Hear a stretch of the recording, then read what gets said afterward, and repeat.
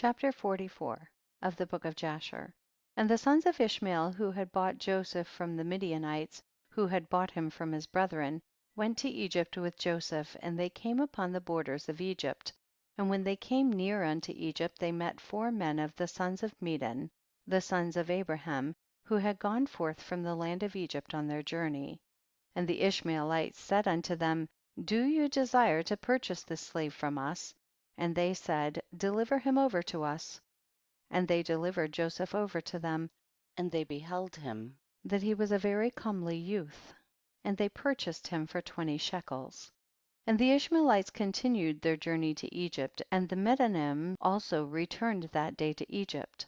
And the Medanim said to each other, behold, we have heard that Potiphar, an officer of Pharaoh, captain of the guard, seeketh a good servant who shall stand before him to attend him, and to make him overseer over his house, and all belonging to him. Now therefore come, let us sell him to him for what he may desire, if he be able to give unto us that which we shall require for him.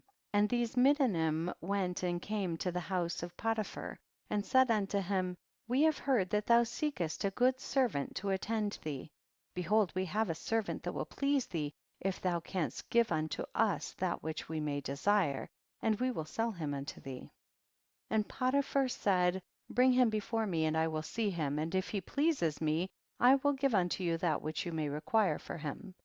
And the Medanim went and brought Joseph and placed him before Potiphar, and he saw him, and he pleased him exceedingly, and Potiphar said unto them, tell me what you require for this youth.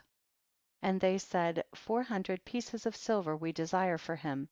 And Potiphar said, I will give it to you if you bring me the record of his sale to you, and will tell me his history, for perhaps he may be stolen. For this youth is neither a slave nor the son of a slave, but I observe in him the appearance of a goodly and handsome person. And the Medanim went and brought unto him the Ishmaelites who had sold him to them, and they told him, saying, he is a slave, and we sold him to them. And Potiphar heard the words of the Ishmaelites in his giving the silver unto the Medanim, and the Medanim took the silver and went on their journey, and the Ishmaelites also returned home. And Potiphar took Joseph and brought him to his house that he might serve him, and Joseph found favor in the sight of Potiphar, and he placed confidence in him, and made him overseer over his house, and all that belonged to him he delivered over into his hand.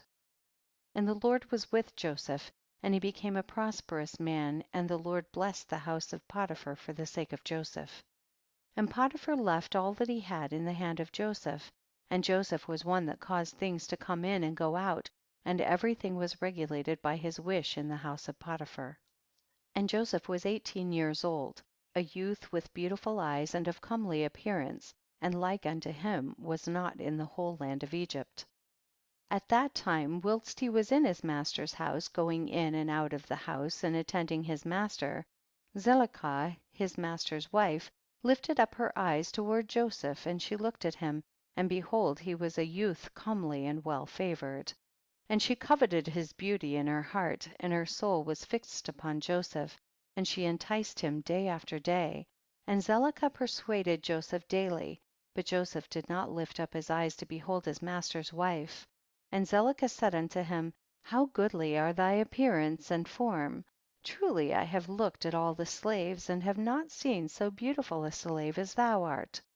And Joseph said unto her, surely he who created me in my mother's womb created all mankind.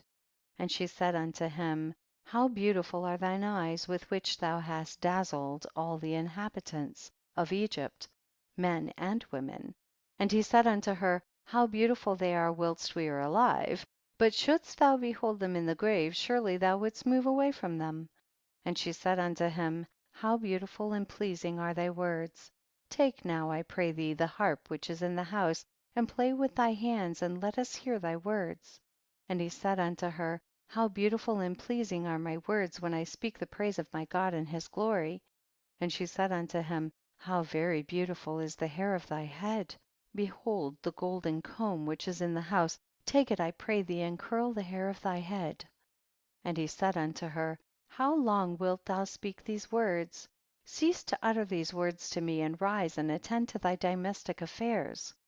And she said unto him, there is no one in my house, and there is nothing to attend to but to thy words and to thy wish. Yet notwithstanding all this she could not bring Joseph unto her, neither did he place his eye upon her, but directed his eyes below to the ground. And Zelicah desired Joseph in her heart that he should lie with her, and at the time that Joseph was sitting in the house doing his work, Zelicah came and sat before him, and she enticed him daily with her discourse to lie with her, or even to look at her, but Joseph would not hearken to her. And she said unto him, if thou wilt not do according to my words, I will chastise thee with the punishment of death, and put an iron yoke upon thee. And Joseph said unto her, surely God who created man looseth the fetters of prisoners, and it is he who will deliver me from thy prison and from thy judgment. And when she could not prevail over him to persuade him, and her soul being still fixed upon him, her desire threw her into a grievous sickness. And all the women of Egypt came to visit her, and they said unto her, why art thou in this declining state, thou that lackest nothing? Surely thy husband is a great and esteemed prince in the sight of the king, shouldst thou lack anything of what thy heart desireth? And Zelicah answered them, saying, this day it shall be made known to you, whence this disorder springs in which you see me. And she commanded her maidservants to prepare food for all the women, and she made a banquet for them, and all the women ate in the house of Zelicah. And she gave them knives to peel the citrons to eat them, and she commanded that they should dress Joseph in costly garments, and that he should appear before them. And Joseph came before their eyes, and all the women looked on Joseph, and could not take their eyes from off him, and they all cut their hands with the knives that they had in their hands, and all the citrons that were in their hands were filled with blood. And they knew not what they had done, but they continued to look at the beauty of Joseph, and did not turn their eyelids from him. And Zelicah saw what they had done, and she said unto them, what is this work that you have done? Behold, I gave you citrons to eat, and you have all cut your hands. And all the women saw their hands, and behold, they were full of blood, and their blood flowed down upon their garments. And they said unto her, this slave in your house has overcome us, and we could not turn our eyelids from him on account of his beauty. And she said unto them, surely this happened to you in the moment that you looked at him, and you could not contain yourselves from him. How then can I refrain when he is constantly in my house, and I see him day after day going in and out of my house? How then can I keep from declining or even from perishing on account of this? And they said unto her, the words are true, for who can see this beautiful form in the house and refrain from him? And is he not thy slave and attendant in thy house? And why dost thou not tell him that which is in thy heart, and sufferest thy soul to perish through this matter? And she said unto them, I am daily endeavoring to persuade him, and he will not consent to my wishes. And I promised him everything that is good, and yet I could meet with no return from him. I am therefore in a declining state, as you see. And Zelicah became very ill on account of her desire toward Joseph, and she was desperately lovesick on account of him. And all the people of the house of Zelicah and her husband knew nothing of this matter, that Zelicah was ill on account of her love to Joseph. And all the people of her house asked her, saying, why art thou ill and declining and lackest nothing? And she said unto them, I know not this thing which is daily increasing upon me. And all the women and her friends came daily to see her, and they spoke with her, and she said unto them, this can only be through the love of Joseph.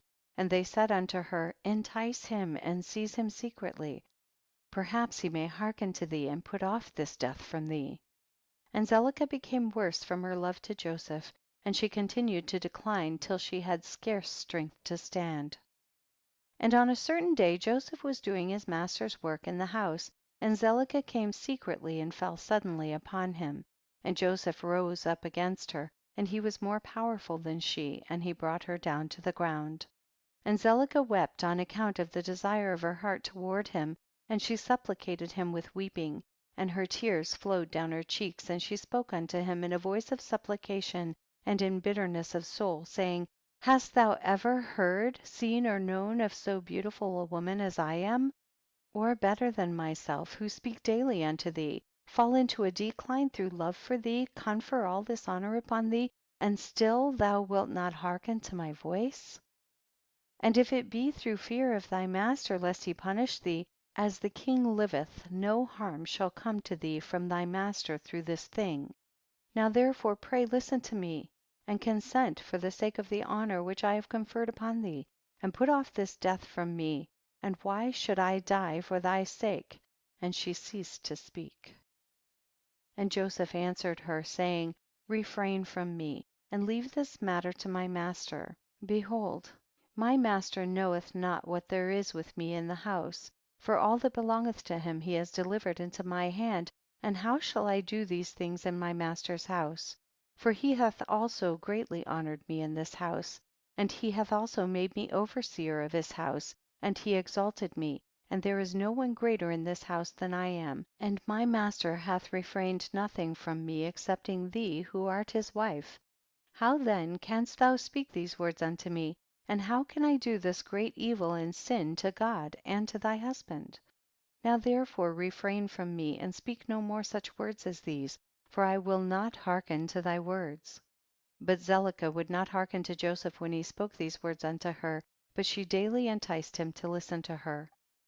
And it was after this that the brook of Egypt was filled above all its sides, and all the inhabitants of Egypt went forth, and also the king and princes went forth with timbrels and dances, for it was a great rejoicing in Egypt, and a holiday at the time of the inundation of the sea Sihor, and they went there to rejoice all the day. And when the Egyptians went out to the river to rejoice, as was their custom, all the people of the house of Potiphar went with them. But Zelicah would not go with them, for she said, I am indisposed. And she remained alone in the house, and no other person was with her in the house. And she rose up and ascended to her temple in the house, and dressed herself in princely garments, and she placed upon her head precious stones of onyx stones, inlaid with silver and gold, and she beautified her face and skin with all sorts of women's purifying liquids, and she perfumed the temple and the house with cassia and frankincense. And she spread myrrh and aloes, and she afterwards sat in the entrance of the temple, in the passage of the house through which Joseph passed to do his work. And behold, Joseph came from the field and entered the house to do his master's work. And he came to the place through which he had to pass, and he saw all the work of Zelicah, and he turned back. And Zelicah saw Joseph turning back from her, and she called out to him, saying, what aileth thee, Joseph? Come to thy work, and behold, I will make room for thee until thou shalt have passed to thy seat. And Joseph returned and came to the house, and passed from thence to the place of his seat, and he sat down to do his master's work as usual. And behold, Zelicah came to him and stood before him in princely garments, and the scent from her clothes was spread to a distance. And she hastened and caught hold of Joseph in his garments, and she said unto him, as the king liveth, if thou wilt not perform my request, thou shalt die this day. And she hastened and stretched forth her other hand, and drew a sword from beneath her garments, and she placed it upon Joseph's neck, and she said, arise and perform my request, and if not thou diest this day. And Joseph was afraid of her at her doing this thing, and he rose up to flee from her, and she seized the front of his garments, and in the terror of his flight the garment which Zelicah seized was torn, and Joseph left the garment in the hand of Zelicah, and he fled and got out, for he was in fear. And when Zelicah saw that Joseph's garment was torn, and that he had left it in her hand and had fled, she was afraid of her life, lest the report should spread concerning her, and she rose up and acted with cunning, and put off the garments in which she was dressed, and she put on her other garments. And she took Joseph's garment, and she laid it beside her, and she went and seated herself in the place where she had sat in her illness, before the people of her house had gone out to the river, and she called a young lad who was then in the house, and she ordered him to call the people of the house to her. And when she saw them, she said unto them with a loud voice and lamentation, see what a Hebrew your master has brought to me in the house, for he came this day to lie with me. For when you had gone out he came to the house, and seeing that there was no person in the house, he came unto me and caught hold of me with intent to lie with me. And I seized his garments and tore them and called out against him with a loud voice, and when I had lifted up my voice he was afraid of his life and left his garment before me and fled. And the people of her house spoke nothing, but their wrath was very much kindled against Joseph, and they went to his master and told him the words of his wife. And Potiphar came home enraged, and his wife cried out to him, saying, what is this thing that thou hast done unto me in bringing a Hebrew servant into my house? For he came unto me this day to sport with me, thus did he do unto me this day. And Potiphar heard the words of his wife, and he ordered Joseph to be punished with severe stripes, and they did so to him. And whilst they were smiting him, Joseph called out with a loud voice, and he lifted up his eyes to heaven, and he said, O Lord God, thou knowest that I am innocent of all these things, and why shall I die this day through falsehood, by the hand of these uncircumcised wicked men, whom thou knowest? And whilst Potiphar's men were beating Joseph, he continued to cry out and weep, and there was a child there 11 months old, and the Lord opened the mouth of the child, and he spake these words before Potiphar's men who were smiting Joseph, saying, what do you want of this man, and why do you do this evil unto him? My mother speaketh falsely and uttereth lies. Thus was the transaction. And the child told them accurately all that had happened, and all the words of Zelicah to Joseph day after day did he declare unto them. And all the men heard the words of the child, and they wondered greatly at the child's words, and the child ceased to speak and became still. And Potiphar was very much ashamed at the words of his son, and he commanded his men not to beat Joseph any more, and the men ceased beating Joseph. And Potiphar took Joseph and ordered him to be brought to justice before the priests who were judges belonging to the king, in order to judge him concerning this affair. And Potiphar and Joseph came before the priests who were the king's judges, and he said unto them, decide I pray you what judgment is due to a servant, for thus has he done. And the priests said unto Joseph, why didst thou do this thing to thy master? And Joseph answered them, saying, not so, my lords, thus was the matter. And Potiphar said unto Joseph, surely I entrusted in thy hands all that belonged to me, and I withheld nothing from me but my wife, and how couldst thou do this evil? And Joseph answered, saying, not so, my lord, as the Lord liveth, and as thy soul liveth, my lord, the word which thou didst hear from thy wife is untrue, for thus was the affair this day. A year has elapsed to me since I have been in thy house. Hast thou seen any iniquity in me, or anything which might cause thee to demand my life? And the priests said unto Potiphar, send, we pray thee, and let them bring before us Joseph's torn garment, and let us see the tear in it. And if it shall be that the tear is in the front of the garment, then his face must have been opposite to her, and she must have caught hold of him to come to her, and with deceit did thy wife do all that she has spoken. And they brought Joseph's garment before the priests who were judges, and they saw, and behold the tear was in the front of Joseph, and all the judging priests knew that she had pressed him, and they said, the judgment of death is not due to this slave, for he has done nothing, but his judgment is that he be placed in the prison house on account of the report which through him has gone forth against thy wife. And Potiphar heard their words, and he placed him in the prison house, the place where the king's prisoners are confined, and Joseph was in the house of confinement 12 years. And notwithstanding this, his master's wife did not turn from him, and she did not cease from speaking to him day after day to hearken to her. And at the end of 3 months Zelicah continued going to Joseph to the house of confinement day by day, and she enticed him to hearken to her. And Zelicah said unto Joseph, how long wilt thou remain in this house? But hearken now to my voice, and I will bring thee out of this house. And Joseph answered her, saying, it is better for me to remain in this house than to hearken to thy words to sin against God.